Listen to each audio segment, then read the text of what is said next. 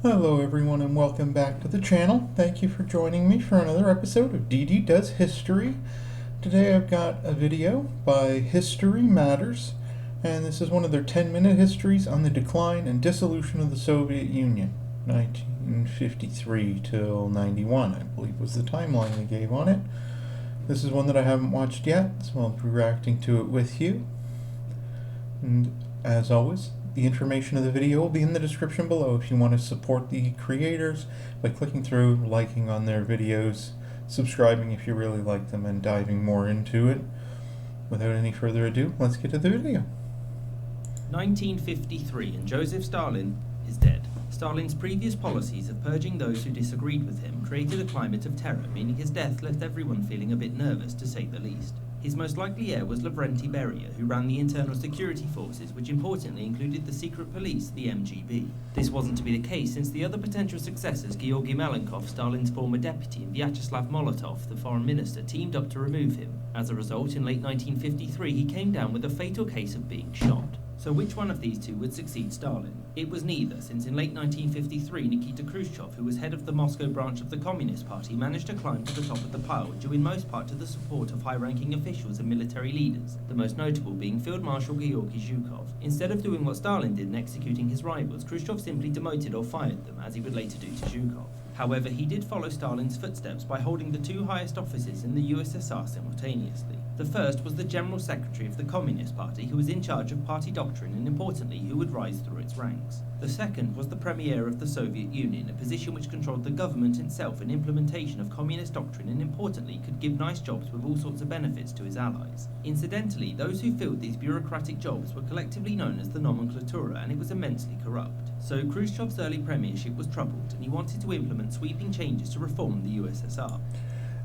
Everywhere you have autocratic power, where one person or one small group even of people hold too much power, corruption is going to spring up. There have to be systems of checks and balances overlooking these things, even in a socialist system, which I believe in, but there has to be democratic process to it as well, or you get the USSR. One issue was rioting throughout the system of labour prison camps, better known in the West as the gulags. These riots were repressed, but over the following years many prisoners were released back into society, and they promptly told everyone how awful it all was. He also, partly to make himself more popular, transferred control of Crimea from the Russian authority to his native Ukrainian one. In 1956, at the Communist Party Congress, which was a nationwide meeting of high-ranking party members, Khrushchev denounced Stalin in what is called the secret speech. This criticised Stalin's use of repression and false trials, his use of mass deportations, and his attempts to create a cult of personality around himself. The pledge was that the USSR and Soviet communism in general would need to change if it was to survive, which ushered in a period known as de-Stalinization. This doesn't mean that the USSR was suddenly a free nation. It wasn't, and it still didn't tolerate dissent. It was simply less likely to shoot you for it. Instead, a person who now held what were deemed to be socially dangerous opinions would simply lose their jobs or were forcibly admitted to psychiatric hospitals. So the 1950s and early 60s were a time of great change for the USSR, and Khrushchev led several initiatives to enact such change. He was in office when the USSR detonated its first hydrogen bomb, a more powerful form of nuclear weapon, and also when Sputnik, the first artificial satellite, was launched into orbit. 1961 saw the greatest triumph of the Soviet space program, when the USSR became the first nation to achieve manned spaceflight after putting Yuri Gagarin into orbit. It should be noted that the Soviet space program was less about carrying satellites and men into space and more about testing rockets, to see if they could carry the aforementioned hydrogen bombs to America, where they would promptly explode. Khrushchev also spearheaded agricultural reform. In what was called the Virgin Land Initiative, he sought to harness technological advances to create a large belt of farmland. These virgin lands were to be planted with the special crop, corn, which Khrushchev was a little bit obsessed with. Initially, corn did very well, but after some bad weather, corn harvests were devastated and Khrushchev looked like an idiot. With respect to foreign policy, Khrushchev had to deal with many crises. Corn is a really harsh crop to grow continually on the land as well. Anyone who does agriculture would know corn strips a lot of nutrients out of the land, and so you have to move it around. You can't just keep growing corn year after year after year. You'll end up with completely decimated and useless soil. So if you try to base it up completely on corn, I can see how it would be vulnerable to that. devastated, and Khrushchev looked like an idiot. With respect to foreign policy, Khrushchev had to deal with many crises. Khrushchev aimed for a policy of peaceful coexistence with the West because, as far as he was concerned, the march of progress would inevitably end with capitalism losing out to communism. His aims were undermined, however, when a speech he gave on the matter included the famous line, "We will bury you," which sounded a little bit like a threat. In the Warsaw Pact, made up of the USSR's communist puppet states, uprisings against Soviet overlordship broke out in 1956, the most notable being in Hungary, which were fiercely crushed. 1961 was an especially troublesome year for Khrushchev. There was the U-2 crisis, which saw America continue to fly reconnaissance missions over the USSR despite its protests. It also saw the Berlin crisis, wherein US and Soviet tanks had a tense standoff at Checkpoint Charlie in the co-occupied city, leading to the construction of the Berlin Wall. Furthermore, 1961 was the year of the Sino-Soviet split, in which Chairman Mao and the People's Republic of China denounced the USSR and its leaders as traitors to the communist cause. Of course, the most famous event of Khrushchev's premiership occurred in 1962, the Cuban Missile Crisis. This was when he agreed to place nuclear weapons in Cuba at the request of Fidel Castro, its new communist leader. America was not happy with the idea of having hostile nuclear weapons so close and so blockaded Cuba. As Soviet ships approached, it looked like nuclear war was on the horizon, but cooler heads prevailed and the ships turned back. In the end, it was agreed that the USSR would remove weapons from Cuba, and in return the US would secretly remove nuclear weapons from some NATO states. Publicly, it looked like the USSR had simply backed down though, which made Khrushchev look weak and his reputation was badly damaged. There is a lot more, as you can imagine, a lot more to that Cuban Missile Crisis. It was a fascinating diplomatic incident, and we were so close to nuclear war on multiple occasions throughout it. Forms, and the fact that he didn't consult other party members on policy was deeply unpopular, and so in 1964 he was ousted from power and forced into retirement. He did get to live though, so that was nice. He was replaced by Leonid Brezhnev, who held less direct power than his predecessors and would consult other high-ranking party members. Brezhnev became the general secretary, and the premiership went to his close ally Alexei Kosygin. Both of these men were unhappy with Khrushchev's previous liberalizing reforms and sought to undo many of them. One means of doing this was to enforce stricter standards on the Warsaw Pact, the most notable being Czechoslovakia, who had recently relaxed their censorship laws. This was unacceptable, and so, with the assistance of some other members of the Warsaw Pact, the USSR invaded and put an end to any reforms there. This sort of intervention in other communist states formed the backbone of Soviet foreign policy, known as the Brezhnev Doctrine. Under Brezhnev, the USSR famously entered a period of economic stagnation. There are many reasons for this. The first was that prices were fixed by the central government, meaning that prices couldn't be adjusted to prevent losses. Another was that corruption was rampant, something which Brezhnev was happy to ignore. Economic stagnation led to mild social turmoil, as many in the USSR became fed up with worsening living conditions. Some men, such as Andrei Sakharov, became outspoken critics of the government, in particular the USSR's military and nuclear policies. Another was Alexander Solzhenitsyn, whose most famous work, The Gulag Archipelago, was published in the West and detailed life in the gulags and condemned the Communist Party for its role in said system. Solzhenitsyn was kicked out of the USSR in 1974, and Sakharov was exiled to Gorky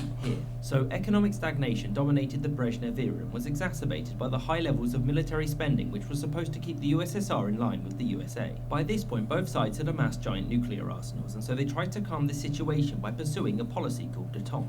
This was where both sides would actively improve relations with each other and reduce their nuclear arsenals, which was done by the 1969 SALT I Treaty and the 1975 Helsinki Accords. Détente came to an end though in 1979 when Brezhnev ordered the invasion of Afghanistan to prop up the failing communist government there. Long story short, it was an expensive 10-year disaster. Brezhnev... Hey, the Soviets invaded Afghanistan, got stuck in a giant quagmire, and dragged their military down. US, pay attention. Oops, same mistake.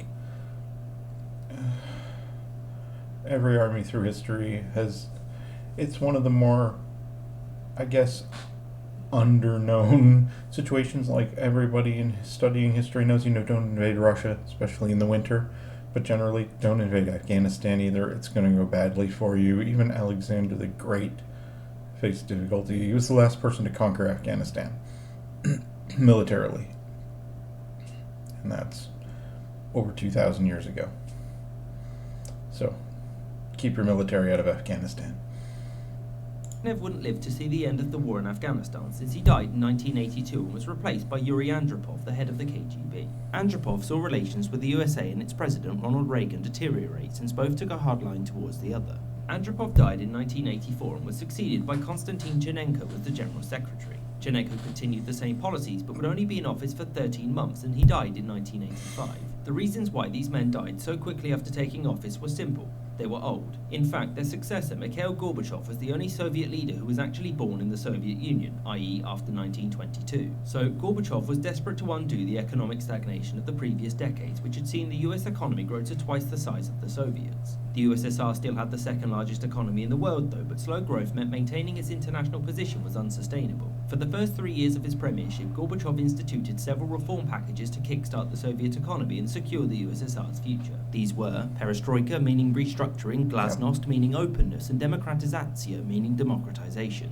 These combined were designed to make the USSR more economically decentralized, less censored, and allowed for some limited elections involving non-communists. Ultimately, this was supposed to reform the USSR so that it would stay together and grow stronger, but fun fact, no. Openness for the press led to many Soviet citizens finding out just how much worse off they were than their capitalist counterparts and were made aware of any incompetencies in the government. One example was made public in April 1986 when a nuclear reactor at Chernobyl exploded. What really shocked the Soviet population was that they didn't hear about it for 2 weeks, meaning that their government was happy to censor disasters. Democratization gave a potential voice to all of this newfound discontent, and almost universally, when communist candidates ran against non-communist independents, they lost. So 1989 was a major year for Gorbachev and the Soviet Union. Gorbachev denounced repression and permitted free elections within the Warsaw Pact, which led to its collapse and the end of the communist governments there within a couple of years. Back in the USSR, nationalism and dissatisfaction with communism destabilized the country massively. One-party rule was formally ended, and soon after this, on March the 11th, 1990, Lithuania declared itself to be independent and others declared their intention to leave as well. Democratic reforms were quickly implemented, which opened the way to presidential elections in the numerous national territories within the USSR. 1990 also saw the rise of Boris Yeltsin, who had publicly quit the Communist Party and denounced Gorbachev's leadership.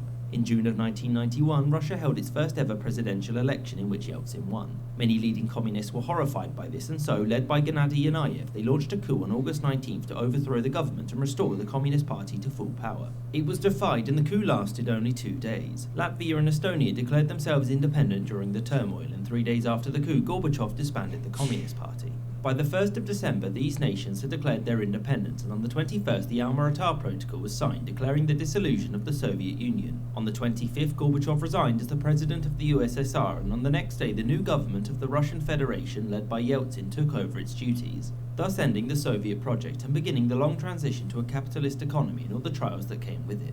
I hope you enjoyed this episode, and thank you for watching, and a special thanks to James Bisonet, Sol Invictus, and Dante of Livonia for supporting the channel. So this is one of their older videos. I learned a lot of little bits there. There was the major story points I knew and some details that I didn't, so that was really informative for me. I hope you enjoyed it. Hope you learned something. Thank you for joining me for the video. If you have any comments, leave them below. If you'd like, share the video or subscribe to the channel. All those would be excellent. And especially if you enjoyed this video, in the description will be the link to the original video, and go support the creators of this awesome content so they can keep doing the work that we all enjoy. So I'd like to thank you again. I hope you stay safe and have an awesome day.